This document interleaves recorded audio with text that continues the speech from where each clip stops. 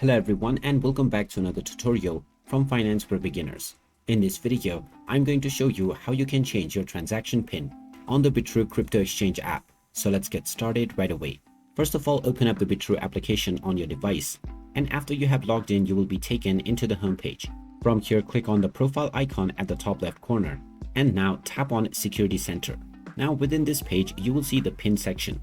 Tap on this button, and if you have already set up a transaction PIN within your account, you can change your PIN code by first providing the old one. Just type in your current PIN that you are using and then press the next button. You will then be asked to enter the desired new PIN for your account. Type in your desired new PIN and press the next button.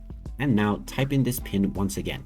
When you press the next button, your new PIN will be confirmed. And now it has been set as your transaction PIN for your account right away. After this, all of your transactions will be locked for 24 hours. So make sure that you are prepared to do this before you start the process.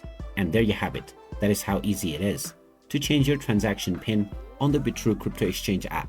If you find this video helpful, don't forget to hit that like button and subscribe to our channel for more useful tips and tutorials.